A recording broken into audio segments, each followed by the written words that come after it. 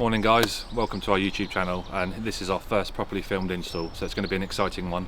We've got a Zappi EV Charger going in, and we've got a sub main going over to the garage, fed from a fuse box switched isolator. In the garage we're going to have a fuse board going in with surge protection, and obviously the Zappi charger. It's quite an exciting one. The customer's done some of the hard work already by digging the trench, so let's get in and see what's going on.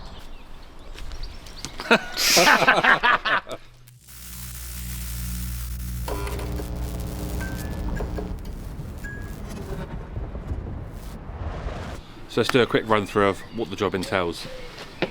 Internally under the stairs we've got a fuse box 100 amp switch fuse isolator going in, and that's going to allow us to supply the garage with a 16mm Doncaster cables EV Ultra. Look at that spinning on the rumper tip. Yes, cable route. When we leave the building we're going to follow the perimeter around all the way down here, and then basically the customer's dug us a trench, so they're very kind to do the hard work for us. So we've got a trench 300 deep here, so we'll bury the cable in there. It's then going to run along this wall, and then what we'll do, we'll make our way in the garage, probably low level down here somewhere.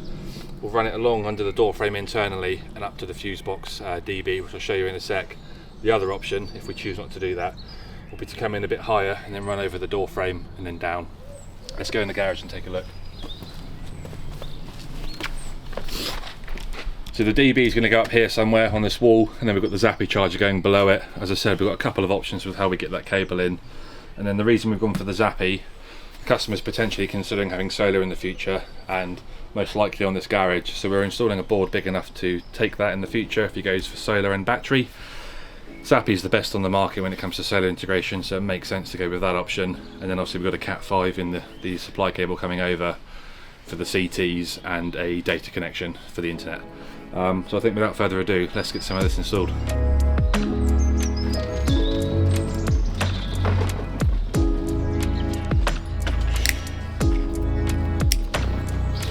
Where are you reckon now? Right here? Yeah. They're a different height, so we could come a bit closer. Yeah. That's not right in the corner, is it? Do you want to have a quick look? It's not right in the corner, but there is one right in the corner. So if I just do it here then, a bit further over.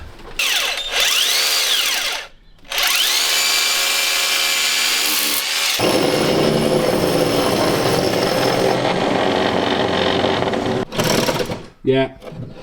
Yeah.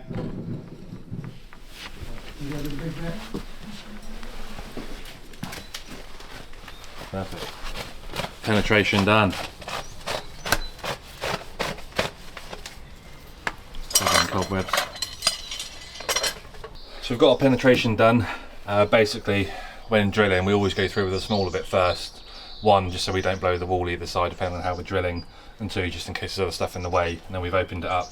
Because we've got a 16mm SWA with a Cat 5 in, we had to go open it up with a 32 in the end. So it's down here, and obviously we're going to run the cable that way. Let's just pop in and we'll see where it's come through. It's basically down here where we've got this current sub main here. It's coming through just literally in line with it, so it's, yeah, perfect really, bang on. And then we'll have the fuse box, switch fuse isolator up here somewhere. Yeah, so that's that, so we're going to get it through the wall.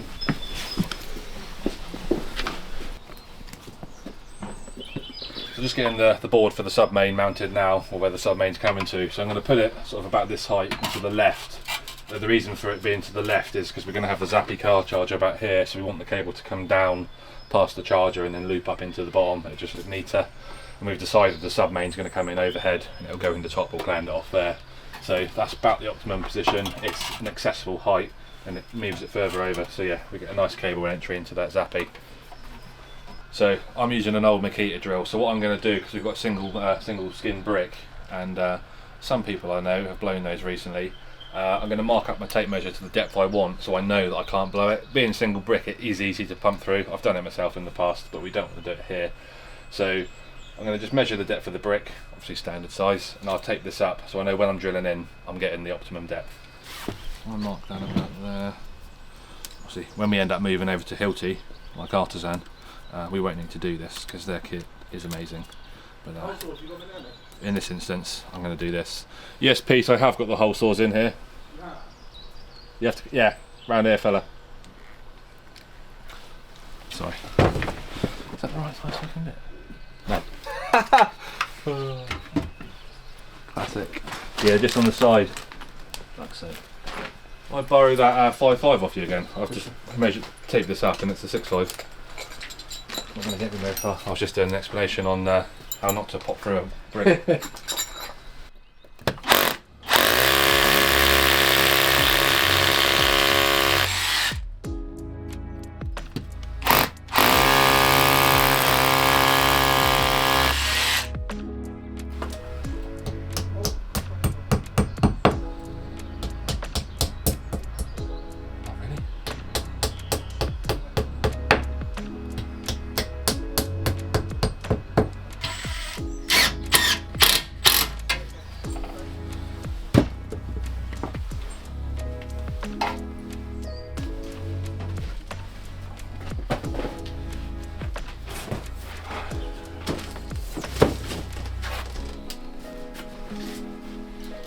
This bad boy.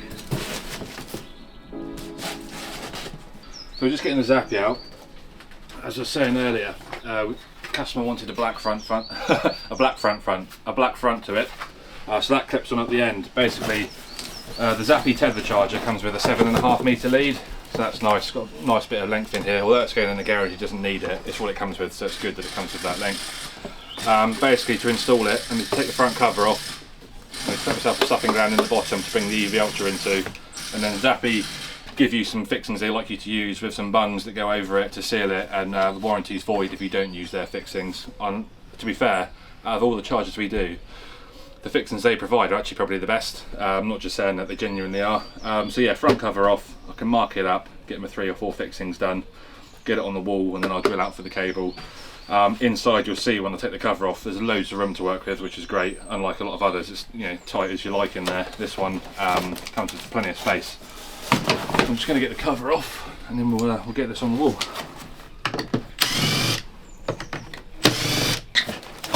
And in fine fashion, that can then just unplug,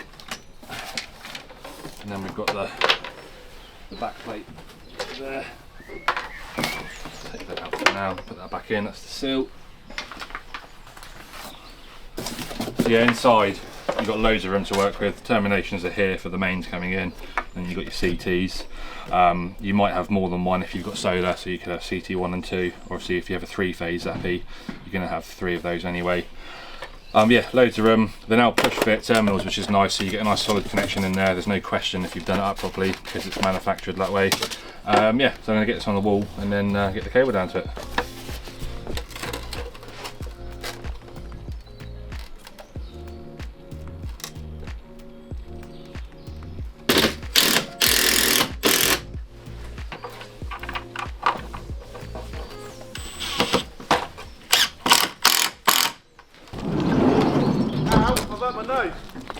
What have you done?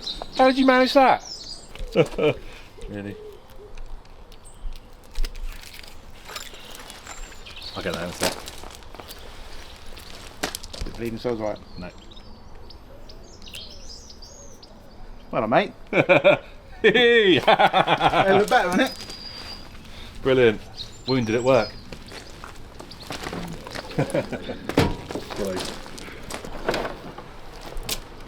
Right.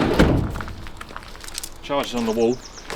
Next step is getting the EV Ultra in. For the charger we've got a 6mm EV Ultra with a Cat 5 in to carry on that Cat 5 from the sub main. So what I'll do is I'll get it stripped back and ready to go in there, so it's got enough length to make off. Then I'll do all my fixings for the cable to come down here, cut it back and get it in there. But yeah, first of all I think what I'll do is I'll strip it back, get it in the board. We've got plenty of length here to play with, so get that bit done. I like to use the Jacari cable stripping tool. Equally, the one Doncaster Cables gave us, their own EV Ultra one, is really good. I just personally prefer this one right now. So what I do, because the blade's adjustable, I'll put it to the end of the cable so I can look at the outer sheath and just check that I'm not going to be going in too far with that. In the board I'll give myself about 400mm to play with. Now you just wrap it around a couple of times, straight down, and in theory I should now be able to peel that off. I can now open this up, prise it open. It's a bit stiff because it's been in the van, it's cold. And then when I peel it back to the area that I've gone around the other way, it will leave a nice neat ring around that, so it looks nice and neat, not messy, other than that area. That's a bit messy, so we'll sort that out. Not having a good day today.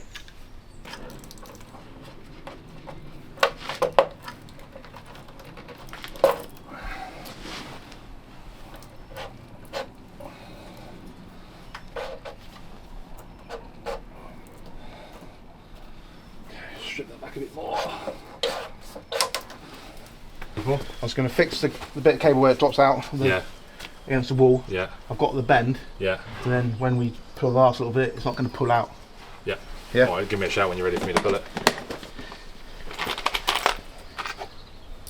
Pete's been in the wars this morning. Always is. Cool, so what we've got here is we've got the fuse box, 100 amp switch fuse isolator on the wall. As we saw earlier, we left a load of length on it to make it off, and then now we're pulling that back through so we can run the cable to the garage. We've got our tails coming out ready to come round to some Henley blocks, just because the space was tight. It made more sense to do it that way. And then we've also got a Cat 5 coming out of the EV Ultra, which will provide the connection for the charger over there on both the CT and internet. Yeah, so Pete's going to get that fixed back, and then I'll pull the slack through. Right. Get in. It's alright then, isn't it? Nice.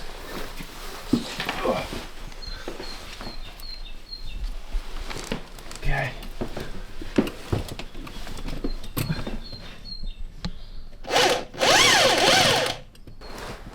You can pull a little bit, 1 second, pull a little bit please out. 1 sec. 2 seconds. Yeah. More? Always keeping me waiting. Ready? Ready? Go. Again. Yeah. And again. I don't think we're going to entirely get against the wall. That's fine. It looks good. Yeah, it looked quite good when I was in there. Oh, nice.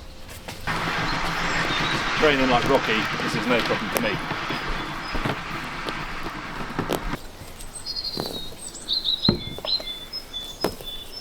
Right.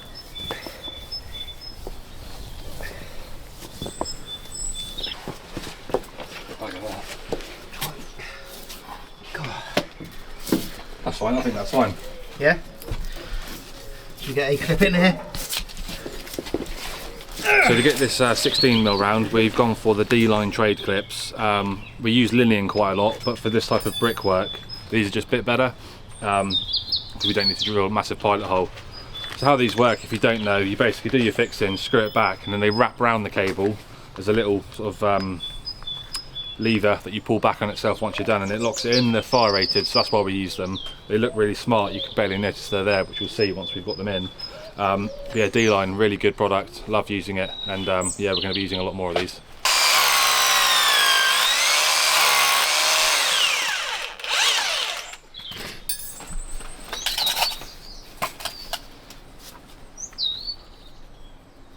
Why are they so challenging?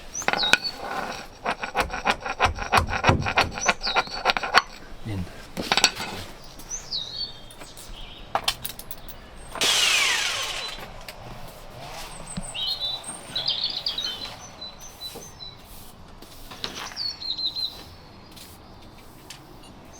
So I know we were using D-line earlier. We've actually struggled with those because we've got such a narrow depth to get our fingers into to then do that up. So what we're having to do is actually use lineans. They're tricky in themselves because they want to open up like that around the cable. So what I'm doing is once I've got it round the cable, I'm basically holding that and I'm taping that up flat so I can just push it in the hole and then tap it in and get the fix in. So that's a little tip if anyone's had this issue before. That's what I did to overcome it.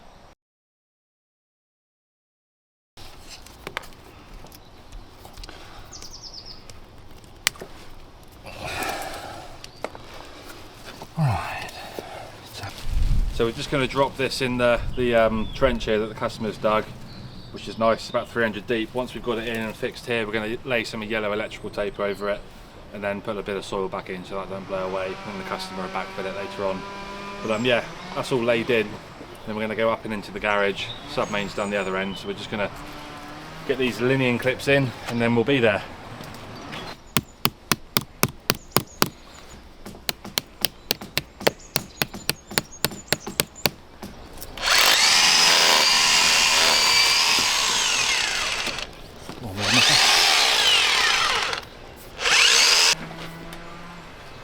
Yeah, so what we've managed to do, guys, there's not really actually a soffit on this garage, so where we're going to cleat up the wall, or with the linion clips down by the downpipe, the soffit is actually open, so we've managed to actually swoop in, as you can see, and it's come in there, and then now we're going to follow the line of the mortar somewhere, and then make our entry into our board. So that's the result. We thought we were going to have to penetrate through low level, which might have been a bit of a bugger getting the bends, but as it happens, there's no soffit, so we're in.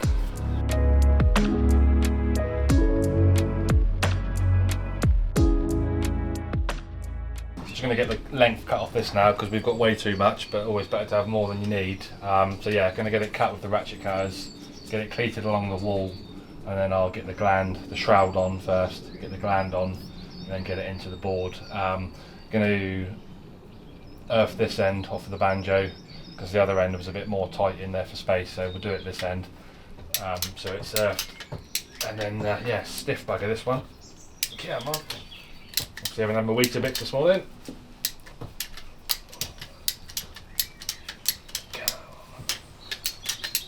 Gets a bit easier after you're nearly through. There we go. So there's plenty of length still. So yeah, we'll get it cleated along this wood, and then we're going to go up and in like a swan neck into the top of the board here. So yeah, next steps are getting that cleated along.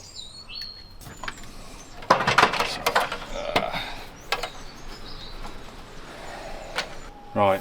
When I'm getting the shroud on, what I normally do is I put it around the end, I give it a few twists so I can see the outline of the end of the cable, so then I know when I cut that off it's going to be a nice snug fit. It's more important if it's outside, which this one's not, but it's always good to have a good snug fit, so I can see just there the lip of the inside of the cable, so I can take that off now and cut that, or I might just do it on here, make a little incision, and then I know it'll be nice and tight.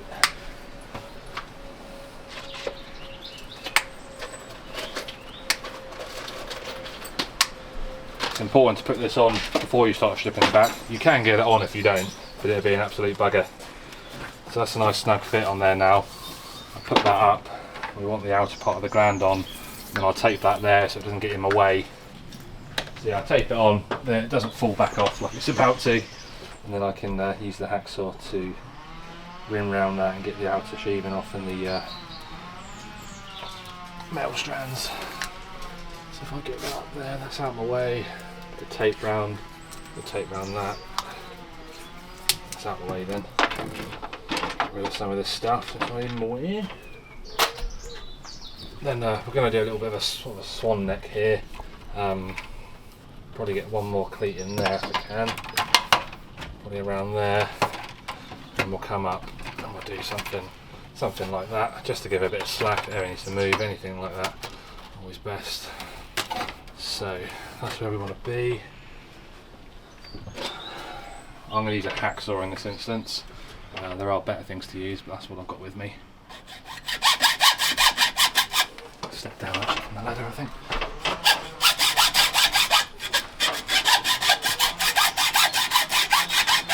You want to make sure you give it a nice even sort of hacksaw all the way around it. And hopefully you go through the strands enough so when you strip it back, they should hopefully fall off. That'd be the dream, or worst case a couple of turns and they'll come off.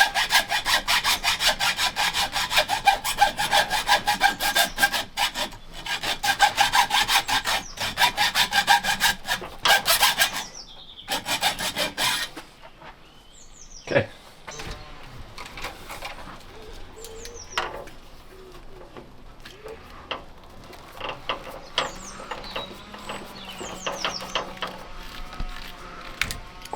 Bugger.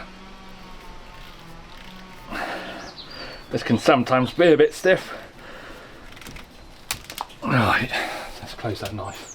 Don't want that going anywhere. Get that off. And just take a few at a time. Hopefully I've done enough. They should sort of come off like that. There we go. So looks like I've done enough. So it's all the way around. Yeah, just do few at a time. Yeah, they're coming off nicely. Once you've done it a few times, you just get used to the amount of sort of turns you need on the hacksaw or whatever item it is you've chosen to use. Occasionally you get the old straggler that doesn't come off, but that's easily fixed. That's how I found Pete.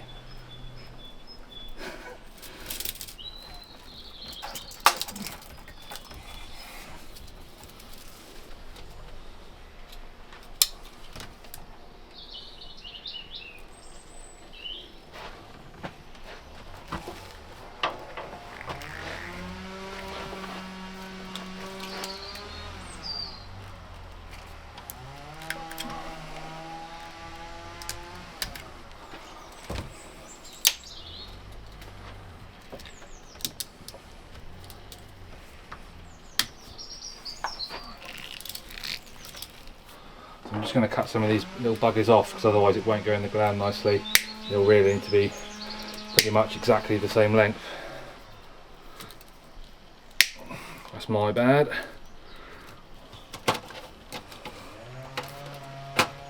Yeah, Mom. Right. In doing this bit, you want to make sure that none of these strands end up inside the gland. You want them around the outside, like so. So I've got the Weeha slimline torque screwdriver set, really good piece of kit. I'm just going to change the torque setting for the RCBOs, which is 1.2 Newton meters. Just bear with me. Wrong way. 1.4, 1.2. We've got that set up. Now we're trying to push this back in. It's really easy to use, this piece of equipment. Clicks in. So now we can torque up the RCBOs.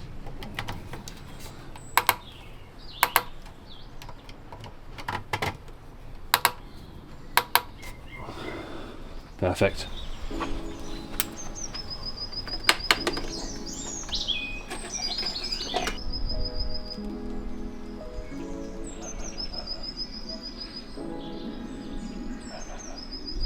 And kill the power individually.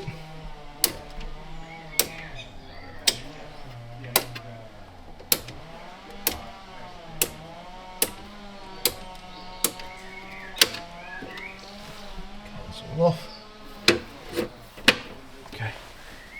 So we're just going to get the ZDB at the board. We've taken the ZE internally and PFC. Sub-main's now live, so we're just going to get our reading 243 volts. See what she is. I do love this tester, the Keytech KT66DL. It's pretty quick with all the results, very reliable. We've got 0.30 on the sub-main, a PFC of 812 amps, so that's fine. We'll record that.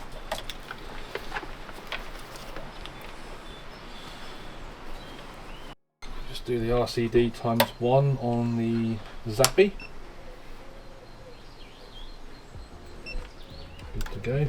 Obviously we'll check the internal RCD on the unit itself. 27.9, lovely.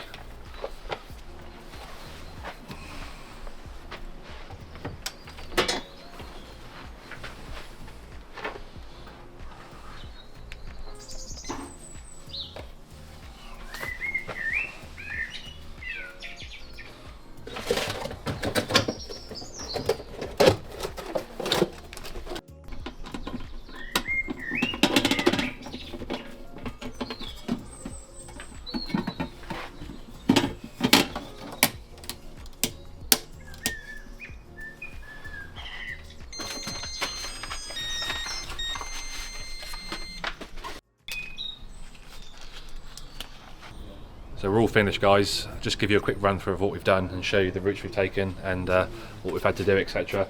So we've got our EV Ultra, as I've mentioned before. It comes out the building underneath the stairwell where we've got the switch fuse isolator, and it follows the perimeter of the building over to this flower bed. We then come along the flower bed and down in the trench that the customer dug. He's already started backfilling that. Below the sand, the sand here, we've got the yellow electrical tape, obviously, so if they dig down, they'll hit that way before hitting the cable. And then, yeah, let's go and have a look at the Zappi. That's all set up. We head on in. So what we've done is we've left some slack on this cable supplying the sub to the sub main, because there's the potential in the future that the customer's going to have solar, PV and battery storage, so that can be reconfigured to suit that, but as he doesn't know when, we've set it up how he currently wanted it. So we've got this, the sub board, we've got our surge protection, then obviously the double pole RCBA for the car charger. This is fuse box, it's our preferred sort of supplier for that. And then yeah, here's the Zappi. The car's currently on charge. The customer's got a Kia EV. It's all set up and charging at 7.1 kilowatts at the moment. And I've set it to fast mode at the moment because he hasn't got solar. There's no point in it being setting to the eco mode, because that's obviously only going to really benefit if solar's in action. But yeah, that's the video all done. Hopefully you've liked what you've seen, and this is the first install we've had properly filmed, so we'd really appreciate it if you'd subscribe and like if you like what you've seen, and to help us create more content. So we'll see you in the future, and yeah, Alex from South Coast EV.